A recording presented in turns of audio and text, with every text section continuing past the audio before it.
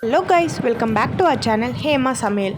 இத்தனை நாள் வரைக்கும் நான் போட்ட எல்லா வீடியோஸும் வாய்ஸ் இல்லாமல் பார்த்துருப்பீங்க. இனிமேல் நான் போடுற எல்லா வீடியோஸும் வித் வாய்ஸ் அண்ட் இங்கிலீஷ் சப்டைட்டில்ஸோடு பார்ப்பீங்க. ஸோ மறக்காமல் வீடியோஸ் பாருங்கள். பிடிச்சிருந்தா லைக் பண்ணுங்கள், கமெண்ட் பண்ணுங்கள், ஷேர் பண்ணுங்கள் அண்ட் சப்ஸ்கிரைப் பண்ணுங்கள். பெல் ஐக்கானை கிளிக் பண்ண மறக்காதீங்க. அப்போ தான் நான் போடுற எல்லா வீடியோஸும் உங்களுக்கு நோட்டிஃபை ஆகும். இப்போ நம்ம வீடியோக்குள்ளே போகலாம். முடக்கத்தான் கீரை காரக்குழம்பு எப்படி செய்கிறதுன்னு பார்க்கலாம். முடக்கத்தான் கீரையோட நன்மைகளை நான் இந்த வீடியோவோட கடைசியில் சொல்கிறேன். இப்போது ஒரு வாணலி எடுத்து ஒரு தேக்கரண்டி போல் நல்லெண்ணெய் சேர்த்துக்கோங்க. காரக்குழம்புக்கு எப்போவுமே நல்லெண்ணெய் சேர்த்திங்கன்னா ரொம்பவே டேஸ்ட்டாக இருக்கும்.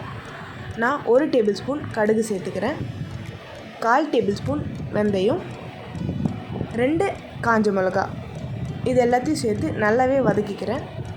வதங்கின அப்புறம் ஒரு 10லேருந்து 15 பல் பூண்டு நான் சேர்த்துக்கிறேன். பூண்டு நல்லாவே வதங்கினதுக்கப்புறம் ஒரு கைப்பிடி அளவு கருவேப்பிலை சேர்த்துக்கோங்க. நம்ம பொடியாக நறுக்கி எடுத்த 2 வெங்காயத்தை சேர்த்துக்கலாம்.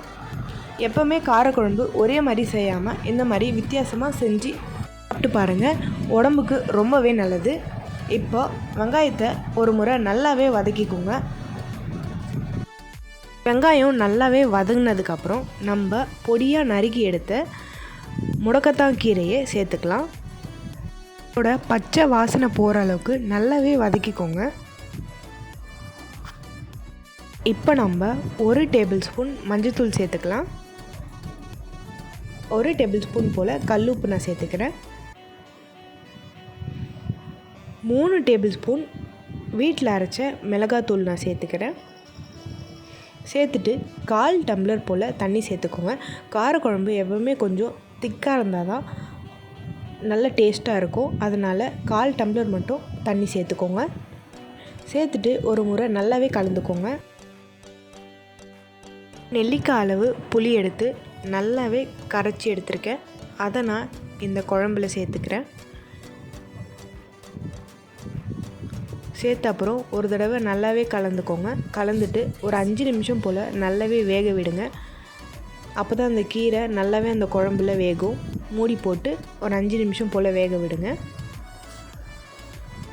5 நிமிஷம் போல் ஆயிடுச்சு. இப்போ பார்த்திங்கன்னா ரொம்பவே சூப்பரான ஹெல்த்தியான முடக்கத்தான் கீரை காரக்குழம்பு ரெடி ஆகிடுச்சு. இதை கண்டிப்பாக ட்ரை பண்ணி பாருங்கள். இப்போ நான் முடக்கத்தான் கீரையோட நன்மைகளை சொல்கிறேன். முடக்கத்தான் கீரை வாத நோய்க்கு, கை கால் வலிக்கு, முட்டி வலிக்கெலாம் ரொம்பவே நல்லது. கண்டிப்பாக இதை ஒரு முறை ட்ரை பண்ணி பாருங்கள். பிடிச்சிருந்தா கண்டிப்பாக உங்கள் ஃப்ரெண்ட்ஸுக்கும் ஷேர் பண்ணுங்கள். தேங்க்யூ.